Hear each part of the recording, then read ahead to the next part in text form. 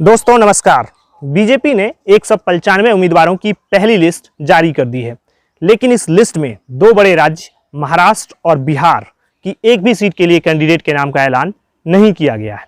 इसकी सबसे बड़ी वजह जो बताई जा रही है वो ये कि इन दोनों राज्यों में बीजेपी के पास कई सहयोगी दल हैं और अभी इनसे सीट शेयरिंग फाइनल नहीं हो पाई है। सीट शेयरिंग फाइनल होते ही बीजेपी की दूसरी लिस्ट सामने आ जाएगी। माना जा रहा है कि अगले 2 से 3 दिनों में बीजेपी की दूसरी लिस्ट आने वाली है। इस लिस्ट में भी बीजेपी अपने कई सांसदों का टिकट काटने वाली है, खास करके बिहार में, जिनमें कई बड़े नाम शामिल हैं। तो चलिए जानते हैं कि बीजेपी अपने किन सांसदों का टिकट काटने वाली है, इनमें कौन कौन से बड़े नामों की चर्चा है। लेकिन इससे पहले ये समझते हैं कि 2024 के इस चुनाव में बीजेपी कितनी सीटों पर चुनाव लड़ने वाली है। सबसे पहले तो आपको बता दें कि बिहार में लोकसभा की 40 सीटें हैं, जिनमें 2019 में बीजेपी ने 17 सीटों पर चुनाव लड़ा था और सभी सीटें जीतने में कामयाब हो गई थी। वहीं उनके सहयोगी दल जेडीयू ने 17 और लोजपा ने 6 सीटों पर चुनाव लड़ा था, जिनमें जदयू को सिर्फ किशनगंज में हार का सामना करना पड़ा था। बाकी सभी सीटें जदयू और लोजपा ने जीत लिया था। लेकिन 2024 के इस चुनाव में ये तस्वीर बदल सकती है। बीजेपी 20 से 22 सीटों पर चुनाव लड़ना चाहती है। वहीं जदयू को विधानसभा चुनाव के परफॉर्मेंस के आधार पर 12 से 14 सीटें ही बीजेपी देना चाहती है। इसके अलावा चिराग पासवान को 5 सीटें, उनके चाचा पशुपति पारस को 1 सीटें, जीतन राम मांझी को 1 सीट और उपेंद्र कुशवाहा को सिर्फ 1 सीट मिलने की संभावना है। हालांकि इन पार्टियों के बीच कुछ सीटों की अदला बदली भी होने वाली है, इसलिए सीट शेयरिंग फाइनल नहीं हो पा रहा है। जैसे कि जीतन राम मांझी की दावेदारी गया सीट को लेकर है, लेकिन गया में जदयू के सांसद हैं। उपेंद्र कुशवाहा काराकाट से चुनाव लड़ना चाहते हैं, जबकि यहाँ भी जदयू के महाबली सिंह पिछली बार निर्वाचित हुए थे।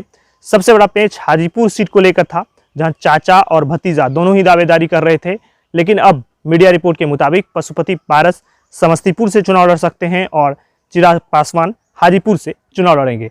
इसके अलावा जेडीयू की नज़र इस बार शिवहर, खगड़िया और समस्तीपुर जैसी सीटों पर भी है। शिवहर सीट अभी बीजेपी के खाते में है, तो वो खगड़िया और समस्तीपुर सीट लोजपा के पास है। जदयू का तर्क है कि 2020 विधानसभा चुनाव में तमाम साजिशों के बावजूद इन जगहों पर पार्टी का परफॉर्मेंस बढ़िया था। जेडीयू इन सीटों के बदले किशनगंज, बांका और गया जैसी सीटें छोड़ने को तैयार है। दोस्तों, इन सारे पेच के चलते ही फिलहाल बिहार में एनडीए गठबंधन का सीट शेयरिंग फाइनल नहीं हो सका है, लेकिन बीजेपी अपनी जीती हुई सारी सीटों पर तैयारी कर रही है। बिहार से 51 नामों की लिस्ट भाजपा केंद्रीय चुनाव समिति के पास भेज दिया गया है। हर सीट से 3 नाम भेजे गए हैं, जिस पर अंतिम फैसला बीजेपी की टॉप लीडरशिप लेगी और अगले कुछ दिनों में उम्मीदवारों के नामों का ऐलान कर दिया जाएगा। लेकिन कई बड़े नामों के टिकट कटने की चर्चा है। बताया जा रहा है कि 17 सांसदों में से करीब 10 सांसदों का टिकट कट सकता है, जिनमें मंत्री से लेकर पूर्व मंत्री तक शामिल हैं। तो चलिए आपको बता ही देते हैं कि इनमें कौन कौन नाम शामिल हैं। बीजेपी जिन सांसदों का टिकट काटने वाली है उनमें रमा देवी का भी नाम आ रहा है। रमा देवी शिवहर लोकसभा क्षेत्र से सांसद हैं, लेकिन काफ़ी उम्रदराज हो चुकी हैं और ऐसे में उनका टिकट जो है इस बात को लेकर काटा जा सकता है कि उनका काफ़ी उम्र हो गया है। इसके बाद जो नाम आता है वो है सासाराम से छेदी पासवान का भी टिकट कटने की पूरी जो है वो संभावना बताई जा रही है। इसके अलावा बक्सर से अश्विनी चौबे का जो टिकट है वो बीजेपी काट सकती है। अश्विनी चौबे काफ़ी तेज तरार नेता माने जाते हैं, केंद्रीय मंत्री रह चुके हैं, केंद्रीय मंत्री हैं फिलहाल, तो इनका भी जो है टिकट है वो कटने की संभावना जताई जा रही है। इसके अलावा पटना साहिब बीजेपी का हमेशा से एक कोर सीट रहा है। यहाँ से पहले शत्रुघ्न सिन्हा चुनाव लड़ते थे और चुनाव जीतते थे। इसके बाद यहाँ पर शत्रुघ्न सिन्हा का टिकट कट गया। शत्रुघ्न सिन्हा का टिकट कटने के बाद यहाँ पर रविशंकर प्रसाद को टिकट दिया गया और अब रविशंकर प्रसाद की भी जो है टिकट कटने की संभावना बताई जा रही है। और रविशंकर प्रसाद को पहले मंत्री पद से हटाया गया था, हम आपको बता दें। अभी जो जिस नाम की चर्चा चल रही है वो ऋतुराज सिन्हा के नाम की चर्चा चल रही है कि ऋतुराज सिन्हा को पटना साहिब लोकसभा सीट से चुनाव लड़ाया जा सकता है। इसके अलावा पाटलिपुत्र जो लोकसभा क्षेत्र है, यहाँ पर भी टिकट कटने की चर्चा चल रही है रामकृपाल यादव की।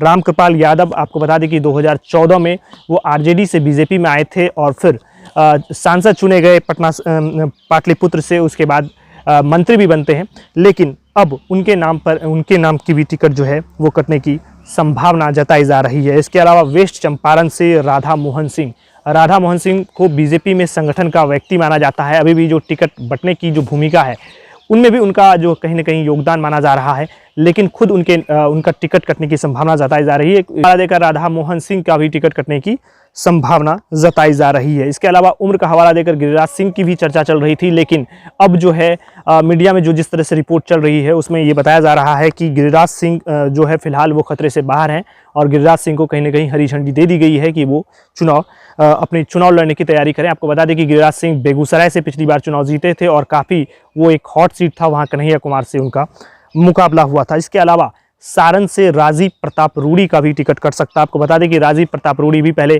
केंद्र में मंत्री थे और अटल बिहारी वाजपेयी की सरकार में भी वे मंत्री थे, लेकिन अब उनका भी टिकट जो है वो कटने की संभावना जताई जा रही है। उन पर भी जो है वो तलवार लटक रहा है। इसके अलावा आरा से आरके सिंह के भी टिकट कटने की संभावना जताई जा रही है।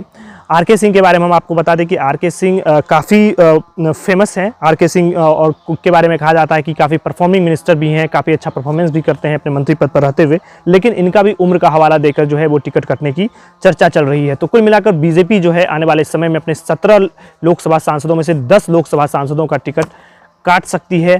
तो इनमें ये बड़े नाम थे जिसके बारे में हमने आपको बता दिया। अब इनके बदले बीजेपी किसको टिकट देगी, अगर आप चाहते हैं कि इस पर भी मैं वीडियो बनाऊं, तो आने वाले समय में अगर बीजेपी तब तक अपने कैंडिडेट के नाम का अनाउंस नहीं करती है बिहार से, तो मैं आपके लिए इस पर भी एक वीडियो ज़रूर बनाऊँगा। तो देखते रहिए पब्लिक वाणी, हमारे चैनल को सब्सक्राइब कीजिए। आपका बहुत बहुत धन्यवाद।